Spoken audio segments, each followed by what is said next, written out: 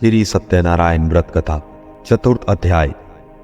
श्री सूत जी बोले, वैश्यों ने मंगलाचार करके अपनी यात्रा आरंभ की और अपने नगर की ओर चल दिए। उनके थोड़ी दूर जाने पर एक दंडी वेशधारी श्री सत्यनारायण ने उनसे पूछा, हे साधु, तेरी नाव में क्या है? अभिवाणी वणिक हंसता हुआ बोला, हे दंडी, आप क्यों पूछते हो? क्या धन लेने की इच्छा है? मेरी नाव में तो बेल व पत्ते भरे हुए हैं। वैश्य के कठोर वचन सुन भगवान बोले, तुम्हारा वचन सत्य हो। दंडी ऐसे वचन कहकर वहां से दूर चले गए। कुछ दूर जाकर समुद्र के किनारे बैठ गए। दंडी के जाने के पश्चात साधु वैश्य ने नित्य क्रिया के पश्चात नाव को ऊंची उठते देखकर अचंभा माना और नाव में बेल पत्ते आदि देख वह मूर्छित हो जमीन पर गिर पड़ा। मूर्छा खुलने पर वह अत्यंत शोक में डूब गया तथा उसका दामाद बोला कि आप शोक ना मनाएं, यह दंडी का श्राप है, इसलिए हमें उनकी शरण में जाना चाहिए, तभी हमारी मनोकामनाएं पूर्ण होंगी। दामाद की बात सुनकर वह दंडी के पास पहुंचा और अत्यंत भक्ति भाव से नमस्कार करके बोला, मैंने आपसे जो जो असत्य वचन कहे थे उनके लिए मुझे क्षमा दे। ऐसा कहकर महान शोकातुर हो रोने लगा। तब दंडी भगवान बोले, हे वणिक पुत्र, मेरी आज्ञा से बार बार तुम्हें दुख प्राप्त हुआ है। तू मेरी पूजा से विमुख हुआ। साधु बोला, हे भगवान, आपकी माया से ब्रह्मा आदि देवता भी आपके रूप को नहीं जानते, तब मैं अज्ञानी कैसे जान सकता हूं? आप प्रसन्न होइए।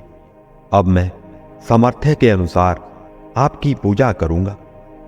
मेरी रक्षा करो और पहले के समान नौका में धन भर दो। साधु वैश्य के भक्ति पूर्वक वचन सुनकर भगवान प्रसन्न हो गए और उसकी इच्छा अनुसार वरदान देकर अंतर ध्यान हो गई। ससुर जमाई जब नाव पर आए तो नाव धन से भरी हुई थी। फिर वही अपने अन्य साथियों के सहित सत्यनारायण भगवान का पूजन कर अपने नगर को चल दिए। जब नगर के नजदीक पहुंचे तो दूत को घर पर खबर करने के लिए भेज दिया। दूत साधु की पत्नी को प्रणाम कर कहता है, मालिक अपने दामाद सहित नगर के निकट आ गए हैं। दूत की बात सुनकर साधु की पत्नी लीलावती ने बड़े हर्ष के साथ सत्यनारायण भगवान का पूजन कर अपनी पुत्री कलावती से कहा कि मैं अपने पति के दर्शनों को जाती हूं, तू कार्य पूर्ण कर शीघ्र आ जा। माता के ऐसे वचन सुनकर कलावती जल्दी में प्रसाद छोड़कर अपने पति के पास चली गई।